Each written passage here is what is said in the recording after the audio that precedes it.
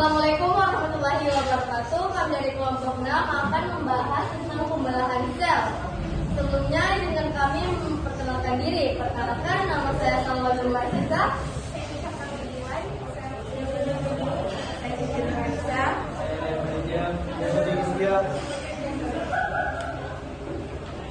Pengertian pembelahan sel. Pembelahan sel adalah proses ketika sel mulai diri menjadi dua atau lebih. Pembelahan sel merupakan cara sel untuk memperbanyak diri atau yang disebut dengan reproduksi. Adapun tujuan pembelahan sel yaitu sebagai regenerasi sel-sel yang rusak dan mati, membentuk proses pertumbuhan dan perkembangan, membentuk proses perkembangbiakan, reproduksi dan sebagai variasi individu baru.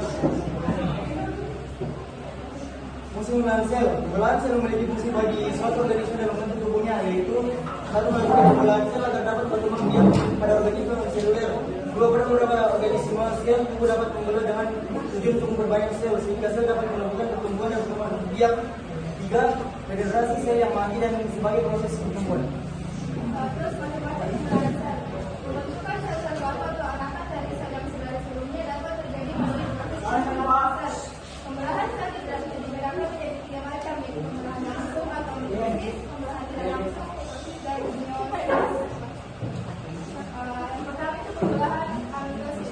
Amitosis atau pembelahan tidak adalah proses pembelahan sel langsung, di mana satu sel membelah menjadi dua sel dan berkurangkan bakteri genetik yang sama. Proses ini dimulai dengan penempalan kromosom pada dinding sel, diikuti dengan replikasi DNA dan pembesaran ukuran sel. Setelah DNA baru terbentuk, sel dibelah menjadi dua bagian. Pembelahan ini mungkin terjadi pada organisme prokaryotik seperti bakteri, serta pada beberapa organisme eukaryotik seperti protozoa, contohnya Euglena. Pembelahan tidak juga sering terjadi pada organisme uniselular seperti bakteri, protozoa, dan mikroorganisme. Yang kedua itu pembelahan mitosis. Mitosis adalah proses pembelahan inti sel somatis yang menghasilkan buah sel anakan dengan karakter identik dengan sel induk, termasuk jumlah kromosom sama atau 2N atau Y. Sel anakan memiliki sesuai genetika yang sama dan mempunyai kromosom berpasangan. Contohnya sel somatis. Pembelahan sel secara mitosis selalu diawali dengan fase melewati atau fase pembelahan. Fase pembelahan sel secara proses terdiri dari tahapan, yaitu fase, metafase, anafase, dan metafase. Yang pertama adalah metafase, misalnya membelah inti menjadi elemen seperti yang bisa dilihat, kemudian membentuk benang kromatin, lalu kromatin memadat sehingga membentuk kromosom yang akan membentuk sel. Yang kedua ada metafase, benang gelondong mulai belas akan berjalan setiap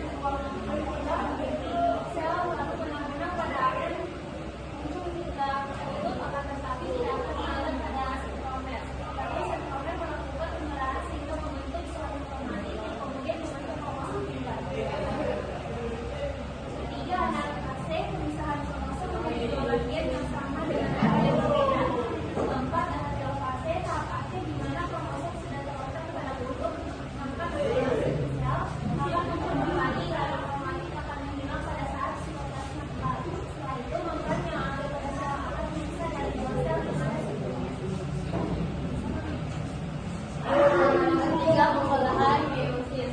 Pembelahan sel meiosis terjadi hanya pada organ kelamin. Proses pembelahan ini bertujuan menghasilkan sel gamet untuk memproduksi yaitu sel telur dari satu sperma. Pembelahan meiosis adalah suatu proses pembelahan sel yang menghasilkan sel anakan dengan jumlah kromosom yang dihasilkan dari jumlah kromosom sel induk. Pembelahan meiosis sendiri terjadi dengan melalui dua proses yaitu meiosis 1 dan meiosis 2. Pada proses meiosis 1 dan akan terjadi proses reproduksi pada kromosom, sedangkan pada proses meiosis 2 merupakan pembelahan sel secara mitosis secara sesungguhnya. Terhadap pembelahan meiosis adalah sebagai berikut. Meiosis 1, benang-benang kromatin akan mengalami suatu proses pembentukan dan kekebalan sehingga dapat membentuk suatu kromosom. Kedua, metafase 1 akan bergerak menjadi bagian bidang seksual atau bidang pembuahan. Anafase 1, kromosom bersifat homolog akan berpisah lalu bergerak pada bentuk yang sama. fase 1 terjadi sitokoinesi sehingga akan terbentuk dua buah sel, masing-masing sel pada bagian yang mempunyai satu buah isi dengan bagian sebelah dari pembungkus kromosom yang bersifat pembelah. Tahapan dosis 2. Fase 2. Awalnya dengan adanya proses pengolahan sel yang terjadi pada buah sentriol sehingga menjadi dua buah bagian yang bergerak menuju ke bagian kutub yang saling berlawanan arah. Fase 2. Bagian kromatik akan bergerak menuju ke bagian bidang sekuator atau bidang kendaraan. Fase 2. Pada fase ini, bagian kromatik yang berpisah akan membentuk kromosom dengan bagian sekuatornya masing-masing. Selanjutnya akan bergerak menuju bagian kutub yang akan saling berlawanan arah. Fase 2. Bagian ini kromosom yang telah sampai di bagian kutub dan kemudian akan mengalami proses indentisasi, kemudian menjadi kromatin. Lalu protobulus akan membentuk bagian selaput inti pada bagian sekret inti.